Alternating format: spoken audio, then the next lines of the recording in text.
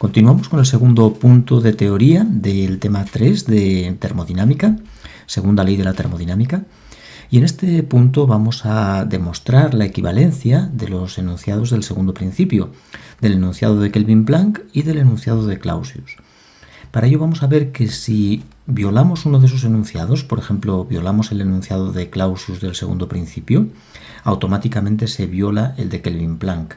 Y al revés, incumplir Kelvin-Planck implica que inmediatamente incumplimos Clausius. Bien, vamos a dibujar dos fuentes térmicas. Son dos cuerpos muy grandes que pueden ceder calor sin que cambie su temperatura de forma apreciable. Uno va a ser el foco caliente, que va a estar a una temperatura Tc, y en la parte de abajo vamos a dibujar el foco frío, que lo vamos a poner a una temperatura que vamos a llamar Tf. Foco frío a temperatura Tf, foco caliente a temperatura Tc. Y entre ellos vamos a dibujar una máquina que incumple el principio de Clausius. Vamos a empezar violando el principio de Clausius. Vamos a llamarla la máquina anti-Clausius. Máquina anti-Clausius. Esta máquina incumple el principio de Clausius porque toma calor del foco frío y lo cede al foco caliente. Y según el enunciado de la segunda ley de la termodinámica, esto no es posible. Por lo tanto, esta máquina está incumpliendo el principio, el enunciado de Clausius, y por eso la llamo una máquina anti-Clausius. Vale, ahora vamos a conectar entre estos focos una máquina térmica que funciona normalmente, que no incumple el segundo principio. Vamos a dibujarla también por un círculo. Esta va a ser una máquina que va a poder funcionar de forma cíclica, una máquina térmica que funciona de forma cíclica. Esta máquina toma calor del foco caliente, lógicamente, cede una parte de ese calor al foco frío. Esto es indispensable, si no la máquina térmica no puede funcionar. Y la diferencia entre el calor que toma del foco caliente y el que vierte al frío nos lo genera en forma de trabajo. Hay que tener en cuenta que el trabajo, como es liberado al entorno, es negativo. El calor, vamos a llamar Q sub C, por ejemplo, el calor que la máquina toma del foco caliente, sería positivo porque es un calor que entra en la máquina. Este que vierte al foco frío, pues lo vamos a llamar Q sub F y es negativo porque sale de la máquina hacia el foco frío. Estos calores que toma la máquina anti-Clausius, esto lo vamos a llamar Q sub F, pero vamos a poner una prima, Q sub F prima, para distinguirlo del anterior. Y este lo vamos a llamar Q sub C prima. Este, como entra en la máquina, es positivo y este, como sale de la máquina, es negativo. Por tanto, hay un lío de signos en estas propiedades y para evitarlo vamos a tomarlas en valor absoluto. Las voy a poner todas entre barras para no tener en cuenta al hacer los balances energéticos el signo, porque si no nos va a liar casi seguro. Vamos a empezar haciendo el balance de energía a la máquina anti-Clausius. El balance de energía simplemente dice que en valor absoluto el calor que toma del foco frío lo va a ceder al foco caliente. Este es el balance, Q sub F' igual a Q sub C', balance a la máquina anti-Clausius. Ahora vamos a escribir aquí el balance a la máquina cíclica, a la máquina térmica. El calor que toma del foco caliente, que es Q sub C, valor absoluto, tiene que ser igual al calor que vierte al foco frío, que es Q sub F, más el trabajo que realiza, que también lo pongo en valor absoluto. El calor que entra en la máquina sale como Q sub F y como trabajo. Bien, son los balances locales a ambas máquinas por separado. Y ahora vamos a hacer una suposición. Vamos a suponemos que el calor que la máquina cíclica vierta al foco frío es el mismo que toma la máquina anti-Clausius. Esta suposición no le quita generalidad a la demostración, no la hace menos general.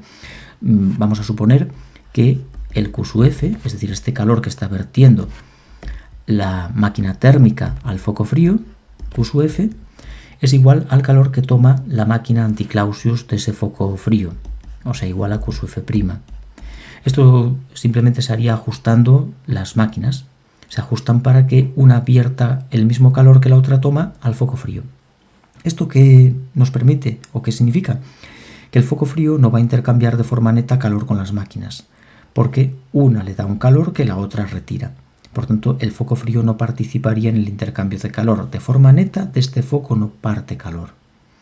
Bien, y ahora vamos a hallar la diferencia entre los calores que intercambia, que salen y entran del foco caliente. Vamos a hallar la diferencia entre el Q sub C, que es el calor que toma la máquina térmica del foco caliente, y el Q sub C', que es el calor que vierte la máquina anticlausius al foco caliente. Voy a hallar esta diferencia a ver a quién es igual. Esta diferencia es el calor neto que el foco caliente está intercambiando con las máquinas. Claro, la diferencia entre el calor que le sacamos y el calor que le aportamos. Bien, vamos a reemplazar este Q sub C por este balance. Q sub F más trabajo. Y el Q sub C' lo vamos a reemplazar por, lo tenemos aquí, por Q sub F' menos Q sub F'. Pero este Q sub F' vemos aquí en la suposición que hicimos que coincide con Q sub F. Por tanto, esto sería lo mismo que Q sub F.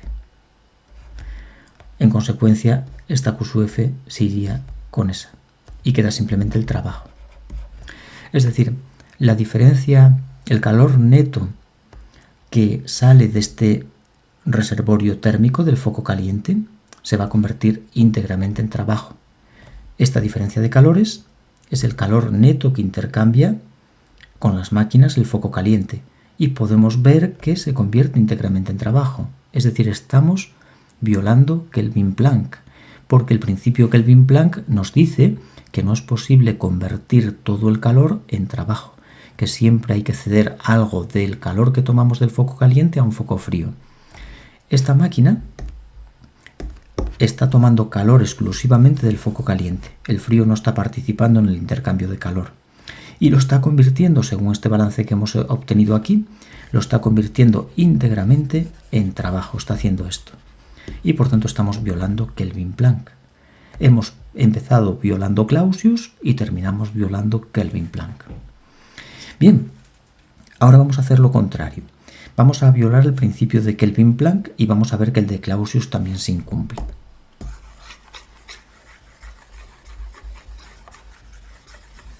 Volvemos a dibujar dos reservorios térmicos, un reservorio caliente, un foco caliente y un foco frío. T sub C, foco caliente, y aquí abajo vamos a poner el foco frío, T sub F. Bien, voy a dibujar una máquina que viola el principio de Kelvin-Planck. Vamos a llamarla una máquina anti-Kelvin-Planck. Máquina anti-Kelvin-Planck. La máquina anti-Kelvin-Planck. ¿Qué hace esta máquina? Toma calor del foco caliente y lo convierte íntegramente en trabajo. Todo ese calor que ha tomado del foco caliente, vamos a llamarlo por ejemplo Q sub C, lo transforma en trabajo. Puedo escribir ya el balance de energía a esa máquina, Q sub C en valor absoluto, igual a trabajo en valor absoluto, todo en valor absoluto porque este calor que toma la máquina es positivo, ya que entra en la máquina, pero el trabajo que sale de la máquina es negativo. Bien, y ahora aquí vamos a acoplar lo que se conoce como una bomba de calor. Una bomba de calor, sí, las famosas bombas de calor que se utilizan en las casas pues para calefacción en el invierno. Esta bomba de calor va a tomar un calor del foco frío y lo va a ceder al foco caliente. Por lo tanto, esto aparentemente esto está incumpliendo ya directamente Clausius, ¿no? Porque quedamos en que no podemos pasar calor de un foco frío a uno caliente. Pero no, esta bomba de calor no incumple Clausius porque le aportamos trabajo. No hace simplemente un paso de calor de un foco frío a uno caliente. No, sino que lo hace pero aportándole trabajo. Es una bomba de calor que es una máquina que se puede construir y que muchos está en muchas casas como fuente de calefacción en el invierno. Bien, esta bomba de calor toma un calor que vamos a llamar Q sub F', por ejemplo, del foco frío y vierte un Q sub C' al foco caliente. Y le vamos a hacer un balance a la bomba de calor también. El calor que toma, o mejor, el calor Q sub C' que vierte al foco caliente es la suma del calor que toma del foco frío, Q sub F', más el trabajo que le aporta la máquina anti-Kelvin Planck. Sí, como puedes observar, he acoplado la máquina anti-Kelvin Planck con una bomba de calor, de manera que el trabajo que realiza el anti-Kelvin Planck lo utiliza la bomba de calor para bombear calor del foco frío hacia el caliente. Y este sería el balance de la bomba de calor. Bien, ahora vamos a fijarnos en los calores intercambiados con el foco caliente. Y voy a hacer la diferencia entre el calor que la bomba de calor lleva al foco caliente, que es Q sub C', menos el calor que toma el anti-Kelvin Planck, que es Q sub C. Vamos a hacer esta diferencia entre el calor que la bomba cede al foco caliente y el que toma la máquina anti-Kelvin Planck de ese foco caliente, para ver este calor en qué se convierte o de dónde proviene. Bien, cambiamos este Q sub C' por el balance que tengo aquí abajo, Q sub F' más trabajo, y este Q sub C lo voy a cambiar por este trabajo que tengo aquí. El Q sub C lo cambio por el trabajo, menos trabajo. Como puedes ver, los trabajos se van y me queda simplemente Q sub F'. ¿Y qué significa este resultado? Bueno, pues que el calor neto que llega al foco caliente es el que la bomba de calor tomó del foco frío. Por tanto, este sistema en su conjunto, lo único que está haciendo, sin ninguna intervención externa, es pasar un calor Q sub F' del foco frío hacia el foco caliente. Observa que las diferencias de calores intercambiados en el foco caliente coinciden con el tomado por la bomba de calor del foco frío. Por tanto, esta máquina está haciendo exclusivamente el paso de un calor desde un foco frío hacia uno caliente sin ninguna intervención externa. Eso, lógicamente, está violando el principio de Clausius. Si acoplamos una máquina anti-Kelvin Planck con una bomba de calor, como estamos violando Kelvin Planck, inmediatamente se incumple Clausius. Y antes demostramos lo contrario. Acoplamos una máquina térmica a una máquina que viola Clausius y observamos que se violaba Kelvin Planck.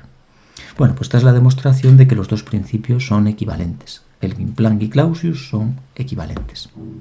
Y continuamos con el punto 3.3 de teoría, donde vamos a pasar a ver la máquina de Carnot, el ciclo de Carnot y el rendimiento del ciclo de Carnot. Me parece que primero, en el siguiente punto, voy a describir el ciclo de Carnot y después ya vamos a hallar el rendimiento de una máquina térmica reversible como la máquina de Carnot.